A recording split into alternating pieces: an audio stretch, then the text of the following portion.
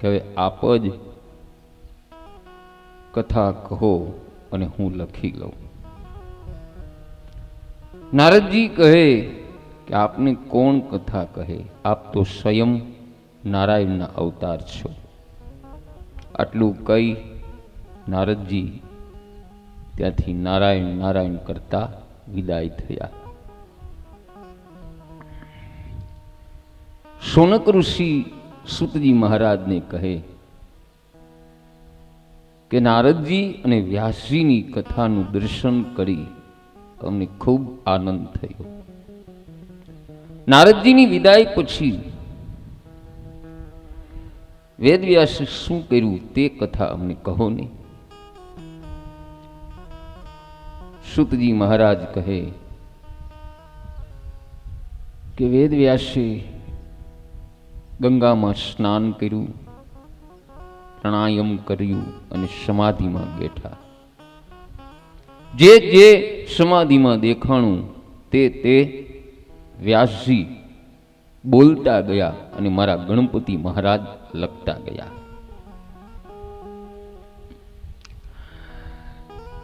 શૌનક ઋષિ કહે કે અમને રાજા પરીક્ષિતના જન્મની કથા કહો ને. સૂતજી મહારાજ કહે કે મારા સદગુરુ દેવ સુખદેવજી મહારાજ ઉત્તમ વક્તા છે અને સુખદેવજી પરીક્ષિત રાજાને કથા કહી સંભળાવે છે. મારા ગુરુદેવે મને જે કથા કહી છે તે જ કથા હું તમને સંભળાવું છું, માટે સાંભળો. જો બહેનો ભાઈઓ,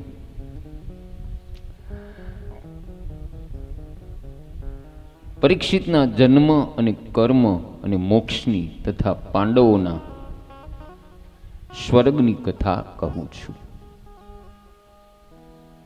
આપણા જીવનમાં શુદ્ધિ 5 પ્રકારની જરૂરી છે. કેટલી? 5 પ્રકારની. આ કથાને પંચ અધ્યાય કહે. હવે પેલી શુદ્ધિ બતાવી છે ચિત્ત શુદ્ધિ. આખો દિવસમાં તમે બહેનો ભાઈઓ 1000 ખરાબ વિચાર કરો અને સૂતી વખતે કેવલ એક જ પવિત્ર વિચાર કરો ને, એટલે ઓલા 1000 વિચારો ખરાબ છે ને એને પણ આ એક જ વિચાર પવિત્ર કરી દે બધાને. આટલી વિચાર શુદ્ધિની અંદર શક્તિ છે. માટે વિચાર કરવા હોય તો સકારક કરો, નકારક ન કરો. બીજાના સારા વિચાર કરો, બીજાનું ભલું થાય એવા વિચાર કરો. વિચારથી બધું બગડે છે. બીજી માતૃ શુદ્ધિ બતાવી. હા, જે માના આપણે સંતાન છીએ એ પણ માં શુદ્ધિ જરૂરી છે. માના આચાર વિચાર એ બાળકોમાં આવે છે અને પ્રથમ ગુરુ કોઈ બાળકની હોય તો એની માતા છે. એટલે માની શુદ્ધિ બહુ જરૂરી છે. ત્રીજી વંશ શુદ્ધિ જરૂરી. આપણે કયા વંશમાં જન્મ લીધો છે, એ વંશ કેટલો પવિત્ર છે એ પણ જરૂરી છે. અને ચોથી અનશુદ્ધિ. ભક્તિમાં અનશુદ્ધિ બહુ જરૂરી છે. જ્યાં ત્યાં ખાવું નહીં. અને જેને ભક્તિમાં આગળ વધવું છે એને અમુક સમય ઉપર, અમુક સમય સુધી ખાવા પીવામાં અમુક પદાર્થો ન લેવા. ડુંગળી, મૂળો, લસણ, તરબૂચ, રીંગણ, હિંગ, ગાજર, આ બધા પદાર્થો ભક્તિ ક્ષેત્રમાં બાધક છે. માટે આ પદાર્થો જેને ભક્તિમાં આગળ વધવું છે તો એને આ પદાર્થોથી દૂર રહેવું.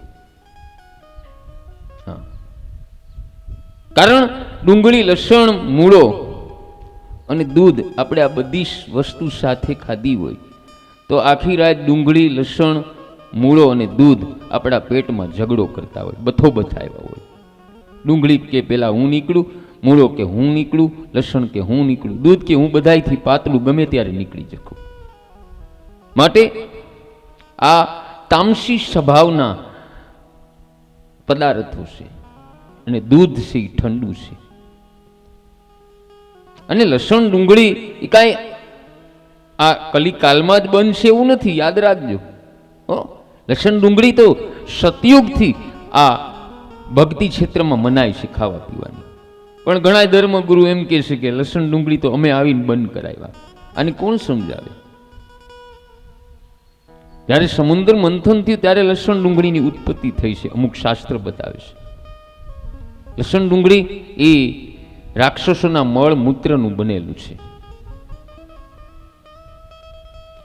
ભલે લસણ ડુંગળીમાં અવગુણ છે, પણ એની સામે ગુણ પણ પીડા છે. કાયમ કહું છું કથામાં કે જેનું લોહી બહુ જાડું હોય તો એ વ્યક્તિને સવારમાં જાગી 2 કાચી લસણની કળી ખાવાથી એનું લોહી પાતળું થાય. આડેકનો હુમલો આવવાની તૈયારી હોય તો લસણ એ રોકી શકે છે. આ લસણના ગુણ છે. અને ડુંગળી, આ અત્યારે કાળો ઉનાળો છે, તમારે કદાચ ખરા તડકાનું બહાર જવું હોય 2 વ્હીલમાં તો 1 લસણ ડુંગળીની ગાંઠ તમારા ખીચામાં રાખી દો તો તમને લૂ ન લાગે. આ એનો ગુણ છે. અને કાલથી બપોર પછી કથામાં આવો તો 1 ડુંગળી ખીચામાં લેતી જાવ, લૂ ન લાગે. આ એના ગુણ છે, એ બતાવું છું.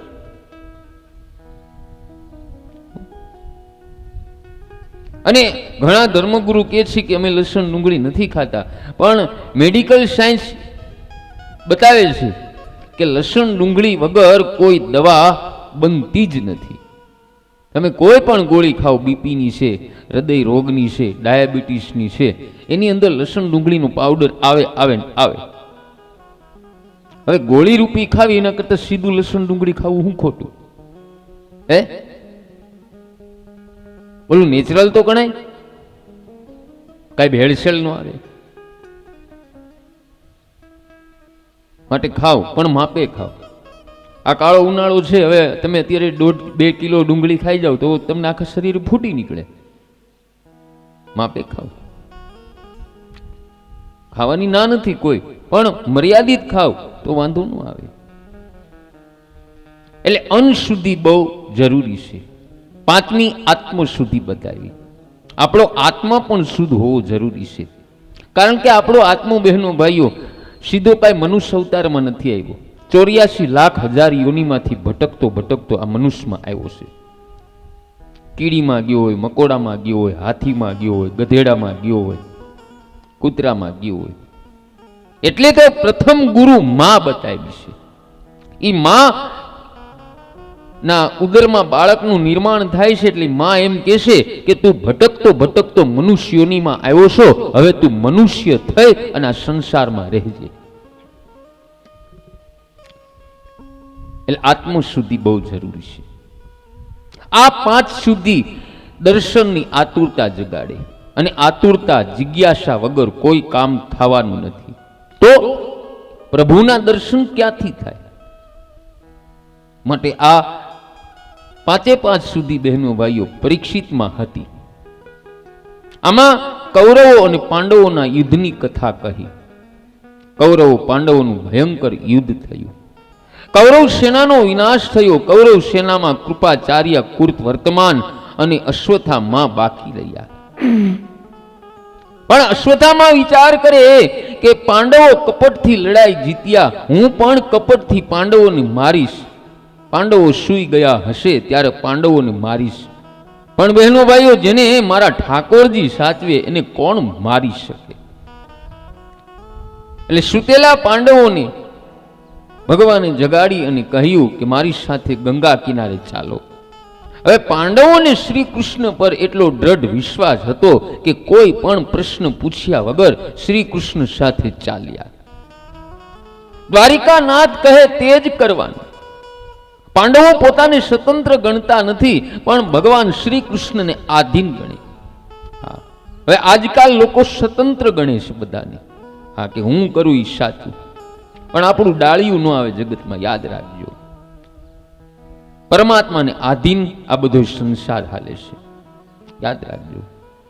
શ્રી કૃષ્ણ પાંડવોને લઈને ગંગા કિનારે આવે પ્રભુએ કહ્યું છતાં દ્રૌપદીના પાંચેય પુત્ર આવતા નથી, કારણ એને બાળક બુદ્ધિ હતી. દ્રૌપદીના પાંચેય બાળકો ભગવાનને કહે કે તમને તો ઊંઘ આવતી નથી, પણ અમને આવે છે, તમારે જાવું હોય તો જાઓ, અમને મહેરબાની કરીને નિરાતે ઊંઘવા દો.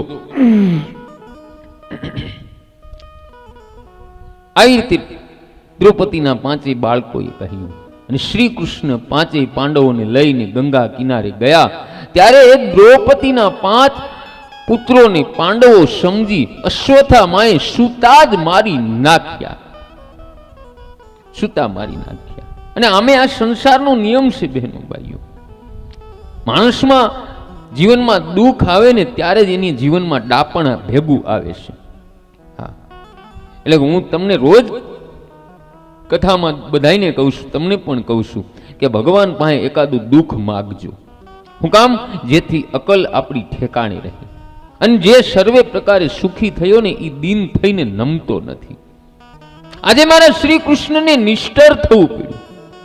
દ્રૌપદીના આંસુ સામે ભગવાન જોતા નથી. આજે દ્રૌપદીને રડતી જોઈ દ્વારિકાનાથને દયા આવતી નથી. ભગવાન શ્રી કૃષ્ણ વિચાર કરે કે પાંડવોને પૃથ્વી પરનું રાજ્ય મળ્યું, સંપત્તિ અને મિલકત બંને મળ્યા, પાંડવો બધી રીતે સુખી થયા. તે ભગવાનને ગમ્યું નહીં. શું કામ?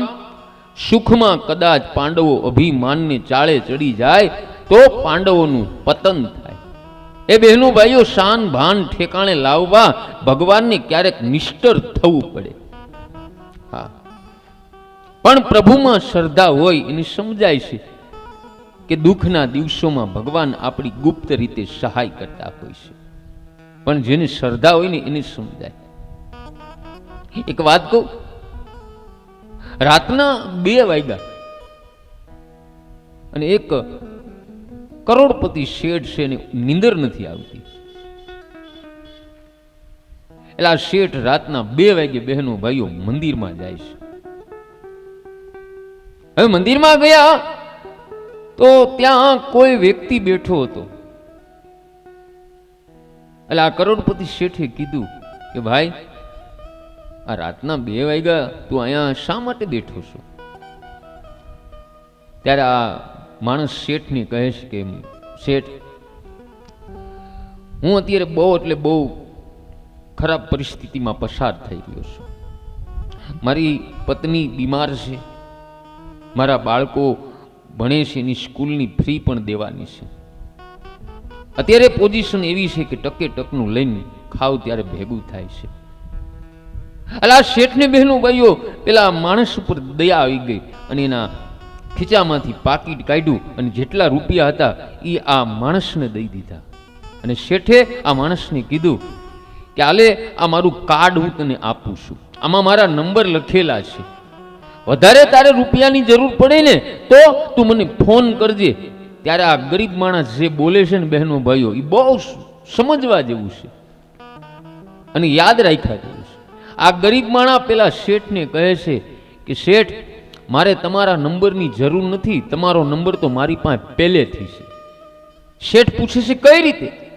એ કે રાતના 2 વાગ્યા છે અને જો તમને જગાડીને ભગવાન મારી સહાય માટે અહીંયા મોકલતા હોય તો આથી નંબર બીજો કયો હોવો જોઈએ?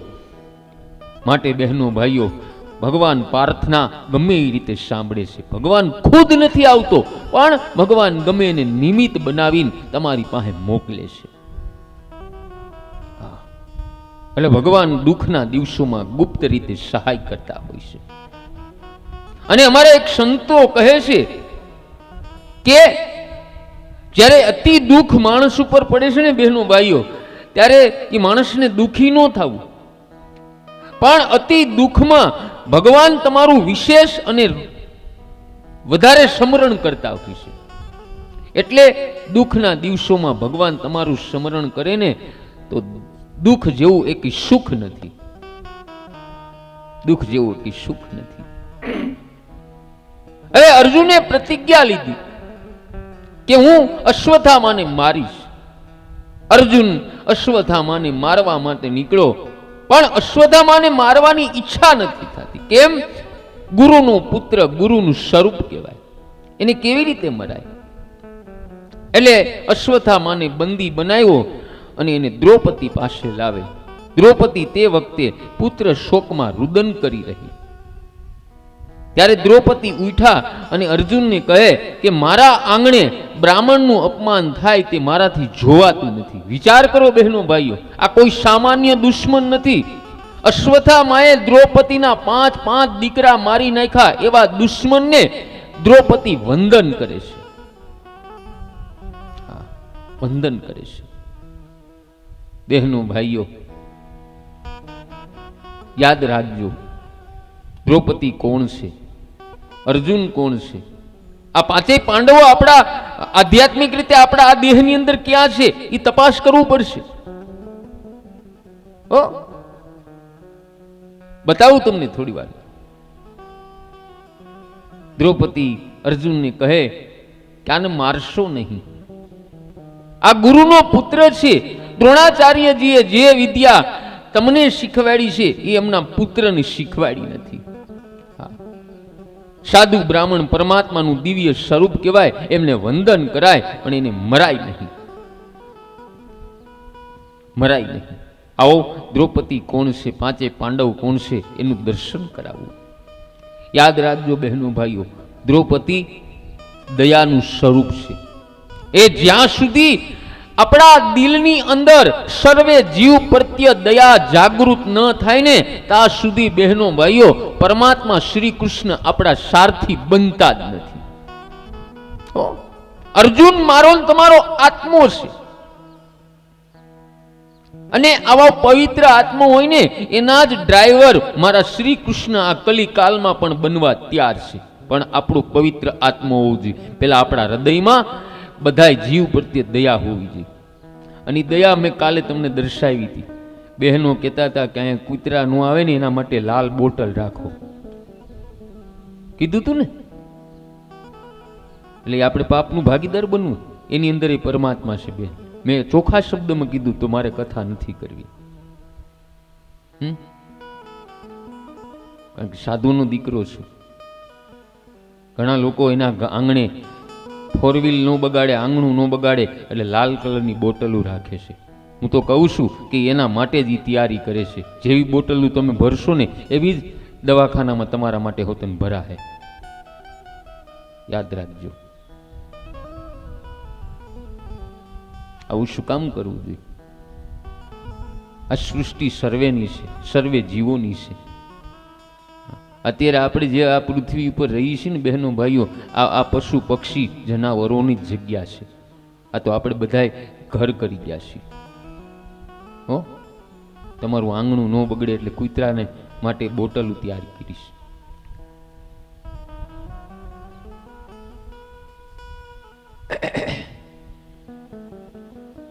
પાંડવ નું દર્શન કરાવું છું. અર્જુન એટલે મારો ને તમારો આત્મો થાય. ભીમ એટલે મારો ને તમારો પ્રાણ થાય. સહદેવ મારું ને તમારું જ્ઞાન થાય. જ્ઞાનનું બહેનો ભાઈઓ કોઈ દિવસ અભિમાન ન કરવું. જેમે જે ક્ષેત્રમાં હોય, રસોઈ ક્ષેત્રમાં હોય, કોઈ ધંધાની પ્રવૃત્તિ ક્ષેત્રમાં હોય તો એનું અભિમાન ન કરવું. હા, નહીતર એક બેન બહુ સારી લાપસી બનાવે બહેનો. હા, બહુ હારી લાપસી. અને અઘરામ અઘરી રસોઈમાં હોય ને તો લાપસી ને બાજરાનો રોટલો, આ બે વસ્તુ અઘરી. હવે ઘરના વડીલે કીધું કે કાલે પ્રસંગ છે, લાપસી ફલાણી પુત્ર વધુને જ કેજો બનાવે, બીજું કોઈ ન બનાવે, વરો બગાડે નહીં. મારે મોઢું હું સમાજને બતાવું. અને એ પુત્ર વધુએ બહેનો ભાઈઓ લાપસી બનાવી. હા હા હા હા હા, આખું ઘર ટોપમાં મંડાયું પણ લાપસી છૂટી ન પડે. હું કામ? અભિમાન આવ્યું. કોઈ જ પ્રકારનું અભિમાન ન કરો. નકુમ મારું તમારું રૂપ છે. ભગવાને બહેનો ભાઈઓ આ સંસારમાં અનેક જીવો બનાવ્યા છે, મનુષ્ય પણ અનેક બનાવ્યા છે. હા, કોઈને કદરૂપા જોઈને હસવું નહીં. હા, લોકોની આકૃતિ નો જો, લોકોના સંસ્કાર જો, લોકોનું રૂપ નો જો, લોકોના ગુણ જો. અરે ધોળા તો ગધેડાય છે, એનો અર્થ શું? એનો અર્થ કાંઈ નહીં. માટે રૂપનું અભિમાન ન કરવું, નમણાઈશનું અભિમાન ન કરવું. યુધિષ્ઠિર મારો તમારો ધર્મ છે. આજ આ કલિકાલમાં લોકો શાસ્ત્રને નથી પૂછતા, સંતોને નથી પૂછતા, ધર્મને નથી પૂછતા, અને આપ મેળે કોઈ કામ કરે અને પછી ભૂલ થાય ત્યારે પછતાય છે. માટે આ પાંચેય પાંડવો આપણા આ દેહની અંદર છે, આધ્યાત્મિક રીતે યાદ રાખજો. એટલે દ્રૌપદી કહે કોઈના આશીર્વાદ ન લેવાય તો વાંધો નહીં, પરંતુ કોઈનો નિશાસો તો લેવાય જ નહીં. એમાં મનુષ્યનું કલ્યાણ છે. એ જાતે રડજો પણ બીજાને રડાવશો નહીં. પછી ભીમ દ્રૌપદીને કહે કે બાળ હત્યારા ઉપર દયા ન કરાય અને અર્જુનની પ્રતિજ્ઞાનું શું? ત્યારે શ્રી કૃષ્ણ ભીમને કહે કે ભીમ, દ્રૌપદી કહે એ બરાબર છે. ભીમ શ્રી કૃષ્ણને કહે કે વાસુદેવ, પાપીને મારવામાં કોઈ પાપ નથી. ત્યારે શ્રી કૃષ્ણ ભગવાન કહે છે કે ભીમ, બ્રાહ્મણને અપમાનિત કરો, બ્રાહ્મણનું અપમાન મરણ તુલ્ય છે. પછી શ્રી કૃષ્ણના વચન અનુસાર અર્જુને તલવાર લઈ અને અશ્વત્થામાના માથા ઉપરનો મણી કાઢી લીધો. આ અપમાન અશ્વત્થામાંથી સહન થયું નહીં. અશ્વત્થામા વિચાર કરે કે હું આનો બદલો જરૂર લઈશ. હવે ઉત્તરાના પેટમાં ગર્ભ, અને ઉત્તરા સરગર્ભા, અને ઉત્તરા પાંડવ કુળની પુત્ર વધુ છે. અશ્વત્થામા વિચાર કરે કે હું ગર્ભનો નાશ કરીશ, હું પાંડવ કુળનો નાશ કરીશ. આ પ્રમાણે બહેનો ભાઈઓ વિચારી અને ગર્ભ નાશ માટે અશ્વત્થામાએ બ્રહ્મ શસ્ત્ર છોડ્યું અને ઉત્તરા આકુળ વ્યાકુળ થાય. અને ઉત્તરાએ જોયું કે વિપત્તિના સમયમાં મારા સાસુજી શ્રી કૃષ્ણને યાદ કરે અને દ્વારિકાનાથ અમારા પરિવારની મદદ કરે. આવો પેલા પાંડવોનું દર્શન કરાયું, દ્રૌપદીનું. હવે ઉત્તરાનું પુત્ર વધુનું દર્શન કરાવ. ઉત્તરા એટલે કોણ છે? જો ઘરમાં સાસુમાં દેવ પૂજા કરતા હોય, સત્સંગ કરતા હોય, મંત્ર જપ કરતા હોય, આ બધાય સંસ્કાર છે ને બહેનો, એ આપણી પુત્ર વધુમાં ઉતરી આવે છે. પુત્ર વધુમાં ઉતરી આવે. અને પુત્ર વધુ આ સંસ્કાર બધાય ઉતારી લઈને સાસુના સારા સંસ્કાર, એને ઉત્તરા કહેવામાં આવે. ઉત્તરા એટલે સારા સંસ્કાર જીવનમાં ઉતારે એને ઉત્તરા કહેવામાં આવે. હવે સાસુમાં જ સોફા ઉપર બેઠા બેઠા ટીવીના રિમોટ તોડી નાખતા હોય તો પછી પુત્ર વધુ શું કરે? કયો એમાં દોષ કઈ પુત્ર વધુનો જ નથી. માટે આપણા ઘરની અંદર એવું વાતાવરણ ઊભો કરો કે આપણી પુત્ર વધુને પણ ભગવાનની ભક્તિ કરવાની ઈચ્છા થાય. હવે ઉત્તરા દોડતી શ્રી કૃષ્ણને દ્વારે જઈને કહે કે હે પરમાત્મા, મારા ઉદરમાં જે ગર્ભ છે એનું રક્ષણ કરો, રક્ષણ કરો. અને શ્રી કૃષ્ણ ઉત્તરાના ગર્ભમાં રહેલા પરીક્ષિતનું સુદર્શન ચક્રથી રક્ષણ કરે છે. બોલો સુદર્શન ભગવાન કી. બહેનો ભાઈઓ યાદ રાખજો, ભાવ બતાવું છું. જીવ માત્રનું રક્ષણ માતાના ગર્ભમાં મારો પરમાત્મા શ્રી કૃષ્ણ કરે છે. અને જન્મ લીધા પછી પણ ઈશ્વર જ આપણું રક્ષણ કરે છે. માટે યાદ રાખજો બહેનો ભાઈઓ, તમારા મનનું દુઃખ પરમાત્માને જણાવજો, જગતના જીવોને નહીં. અને જગતના જીવોને તમારું દુઃખ ગણાવશો ને તો એ સામું એનું દુઃખ ગાવા મળશે. અરે બેન, તમારે તો કાંઈ દુઃખ નથી, મારું દુઃખ તો મેરુ પર્વત જેવડું છે ને તમારું તો રાય સમાન છે. માટે આપણા મનનું દુઃખ બહેનો ભાઈઓ ભગવાનની આગળ રૂમ બંધ કરી અને એકાંતમાં રડતા રડતા ભગવાનની પ્રાર્થના કરવી, જગતના લોકોને નહીં. અને આ જગતનો નિયમ એવો છે કે જેમ તમે તમારી પોતાની નબળાઈ અને દુઃખ કહેશો ને એમ આ જગતના લોકો તમારો ઉપયોગ કરવા મળશે. માટે આપણા મનનું દુઃખ કોઈ દી જગતના લોકોને કેવું જ નહીં. બહાર નીકળો ત્યારે હસતા મુખે જ નીકળવું, ભલે ઘરમાં ખાવા કાંઈ ન હોય. આ જગતને જરાક અમથી તમારી નબળાઈ બતાવશો ને એટલે એ તમારી માથે ચડી રહેશે. આ નિયમ છે જગતનો.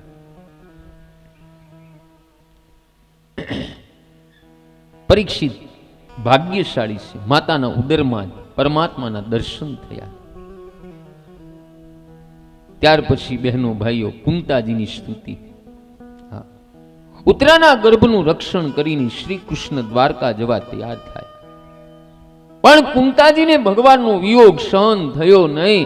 જે રસ્તા પરથી શ્રી કૃષ્ણ ભગવાનનો રથ જવાનો હતો તે રસ્તા પર કુંતાજી આવી બે હાથ જોડી ઊભા.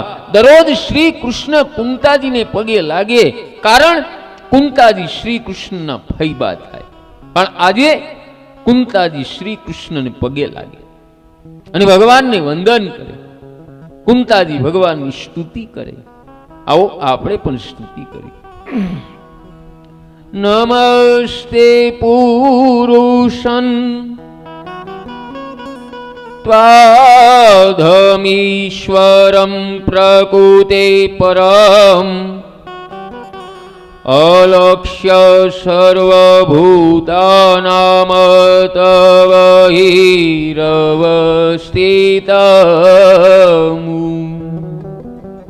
આવો આ શ્લોકનો ભાવાર્થ સમજવાની કોશિશ કરી.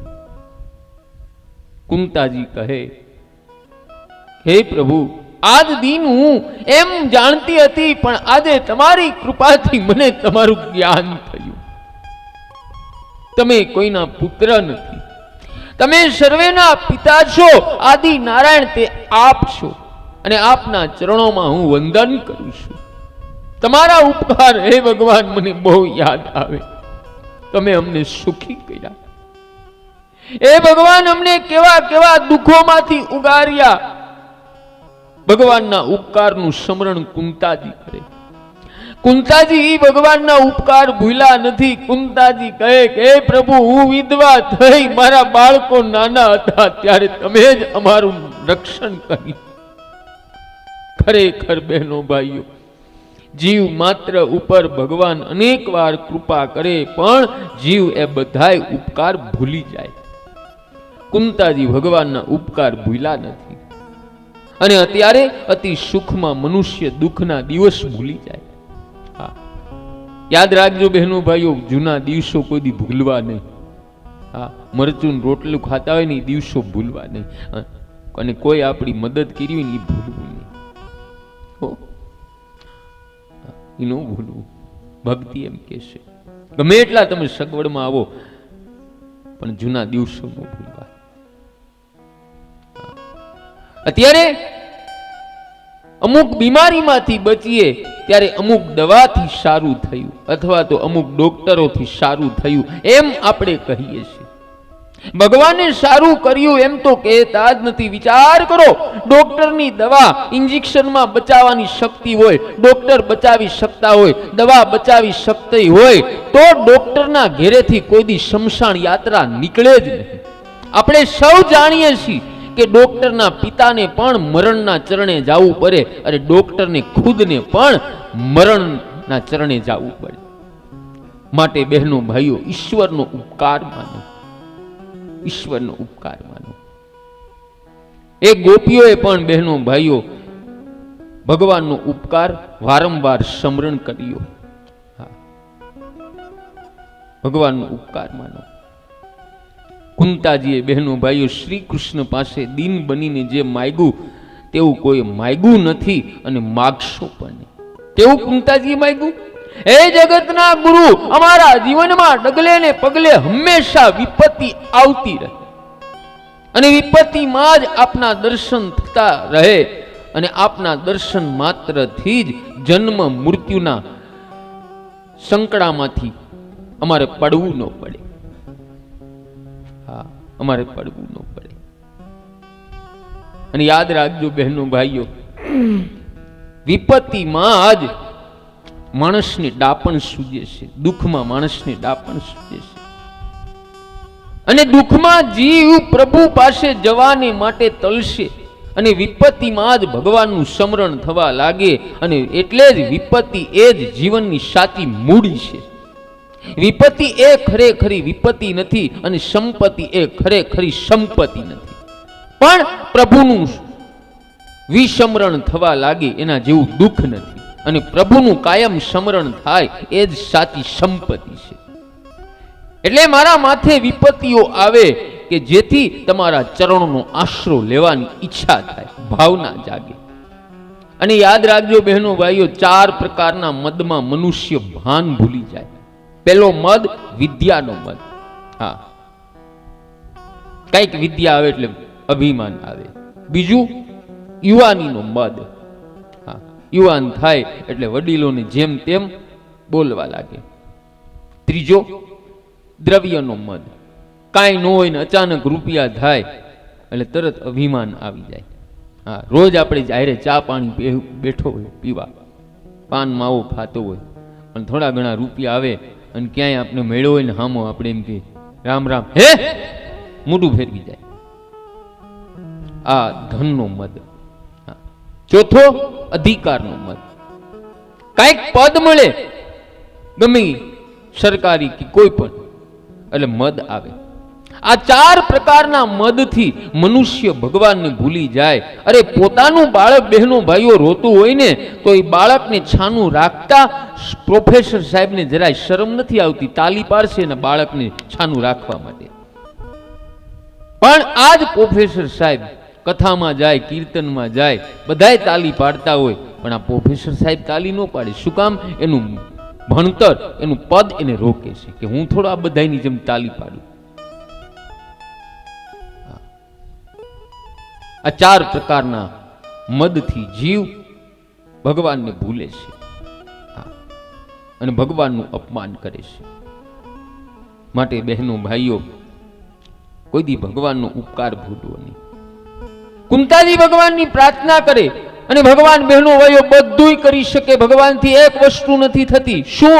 ભગવાન એના ભક્તોને નારાજ કરી શકતા નથી. કુંતાજીનો ભાવ જાણી ભગવાન કુંતાજીના મહેલમાં પધાર્યા. અતિશય આનંદ છવાયો. અર્જુન આવીને માને કહે કે શ્રી કૃષ્ણ મારા સખા, મારા માટે તેઓ પાછા આવ્યા. કુંતાજી કહે મારી પ્રાર્થના સાંભળીને પ્રભુ પાછા આવ્યા. દ્રૌપદી કહે કે શ્રી કૃષ્ણની આંગળી કપાઈ ગઈ હતી ત્યારે સાડી ફાડી મેં પાટો બાંધેલો એટલે મારા માટે આવ્યા. સુભદ્રા કહે કે તમે તો જીભના માનેલા બહેન, હું તો સગી બહેન એટલે મારા માટે આવ્યા. પરંતુ યાદ રાખજો બહેનો ભાઈઓ, ભગવાન લૌકિક સંબંધને બહુ મહત્વ આપતા નથી. પરમાત્મા તો પ્રેમ સંબંધને જ માન આપે. કારણ આગળ આવે છે ભીષ્મ પિતામહની સ્તુતિ. યાદ રાખજો બહેનો ભાઈઓ, પરમાત્મા સાથે પ્રેમ કરશો ને તો પરમાત્મા તમારા માટે જરૂર પાછા આવશે. ભીષ્મ પિતામહનો પ્રેમ અતિ દિવ્ય હતો. મારા શ્રી કૃષ્ણ કહે હું કોઈ પણ સગાઈમાં માનતો નથી, સબસે ઊંચી પ્રેમ સગાઈમાં માનું છું. ભીષ્મ મને યાદ કરે છે, હું ભીષ્મ માટે આવ્યો છું. ભીષ્મ પિતામહનું બહેનો ભાઈઓ મરણ સુધારવા ભગવાન આવ્યા. ભીષ્મ પિતામહનું મરણ જોવા માટે ઋષિ મુનિઓ પણ આવ્યા. એ બહેનો ભાઈઓ, ભીષ્મ પિતામહ કાળને આધીન નથી પણ શ્રી કૃષ્ણને આધીન છે. ઉત્તરાચળમાં મરવાનું નક્કી કર્યું અને શ્રી કૃષ્ણએ આપેલા વચન મુજબ મરણ સમયે ભગવાન હાજર થઈ જાય છે. શું કામ? ભીષ્મ પિતામહે ભગવાનને વચનથી બાંધ્યા હતા. ત્યારે એ કુરુક્ષેત્રના મેદાનમાં દુર્યોધનના કડવા વેણ બોલે છે. દુર્યોધન કહે છે કે દાદા, તમે લડી ન શકતા હોય તો ઘરે બેસતા હોય તો અહીં શું કામ ગર્દી કરવા આવો છો? આમ દુર્યોધન બોલે ત્યારે ભીષ્મ પિતામહ દુર્યોધનને કહે કે દુર્યોધન, રાતના 12 વાગે હું ધ્યાનમાં બેસું ત્યારે તારી રાણીને મારા આશીર્વાદ લેવા માટે મોકલજે, હું અખંડ સૌભાગ્યવતીનું વરદાન આપીશ. આમ ભીષ્મ પિતામહ બોલે અને કુરુક્ષેત્રના મેદાનમાં મારો શ્રી કૃષ્ણ સાંભળે. શ્રી કૃષ્ણ વિચાર કરે કે ભીષ્મ પિતામાં જો અખંડ સૌભાગ્યવતીનું વરદાન આપશે તો દુર્યોધનને જીવતો રાખવો પડશે, કારણ કે ભીષ્મ પિતામાના આશીર્વાદ સત્ય કરવા માટે. રાતના 12 વાગ્યા અને મારો શ્રી કૃષ્ણ વિચાર કરે યુક્તિથી કામ લેવું પડશે. દુર્યોધનની રાણી ભાનુમતી બહેનો ભાઈઓ ભીષ્મ પિતામાના આશીર્વાદ લેવા જાય છે ત્યારે મારો શ્રી કૃષ્ણ આડા પીડા છે અને શ્રી કૃષ્ણ ભાનુમતીને કહે કે દાદાજી તો રોજ ધ્યાનમાં બેસે છે અને દાદાજી તો ઘરના માણસ છે, આજે જ તમારે શું જવાની જરૂર છે? એટલે ભાનુમતી બહેનો ભાઈઓ ગઈ નહીં. તે જ વખતે મારા શ્રી કૃષ્ણએ દ્રૌપદીને જગાડી અને દ્રૌપદીને ભીષ્મ પિતામાના આશીર્વાદ લેવા માટે મોકલે છે. બહેનો ભાઈઓ, અગાઉ મેં તમને 5 પાંડવો દ્રૌપદી ઉત્તરાનું દર્શન કરાવ્યું. હવે ભીષ્મ પિતામાનું દર્શન કરાવું. ભીષ્મ પિતામા કોણ છે મારી અને તમારી અંદર? નતર કથા તો તમે સેંકડો સાંભળી છે, તમને કેમ ખબર પડશે કે આ બધા પાત્ર શું કામ કરે છે આપણી અંદર? ખબર છે કોઈને ભીષ્મ કોણ છે? કયો હાલો બોલો, ખબર હોય તો કયો, તો હું અહીંથી ક્યાંકથી લઈને જાઉં તમારી પાસેથી. નથી કોઈને ખબર? ઓલા માળી દીવો લેવા આવે છે ને એ સ્વાધ્યાય પરિવારના છે, એને તો ખબર હોવી જ જોઈએ. ક્યાંય ગયા માળી? વયા ગયા? ખબર છે તમને? નહીં? સારું લ્યો, હવે યાદ રાખજો ભીષ્મ કોણ છે. બહેનો ભાઈઓ, ભીષ્મ એટલે ભયંકર માણસનું મન છે. આપણું મન સૌથી ભયંકર છે. એ મન રૂપી ભીષ્મ અનેક પ્રકારના સંકલ્પ વિકલ્પ બાણો મારી અને આપણા અર્જુનને ઘાયલ કરે છે, આપણા આત્માને ઘાયલ કરવાની કોશિશ કરે છે. અર્જુન મારો ને તમારો આત્મો અને ભીષ્મ મારું ને તમારું બહેનો ભાઈઓ મન છે. આખો દિવસના સૂતી વખતે પણ આપણું મન શાંત ન હોય, શાંત ન હોય. અને એનું તમને હું કાયદેસરનું ઉદાહરણ કહું. સવારે ઘણા માણસો જાગે, કદાચ પત્ની જગાડે કે માં જગાડે એટલે ઉઠતા હોય ઘણા ક્રોધ કરતા, એ આગી બીજા હું આને મને. એનું કારણ શું? આપણું મન આખો દી બહેનો ભાઈઓ અનેક પ્રકારનું માયામાં ફસાણું હોય કે મારે ઓલો બંગલો લેવો છે, મારે ઓલી 4 વ્હીલ લેવી છે, મારે આમ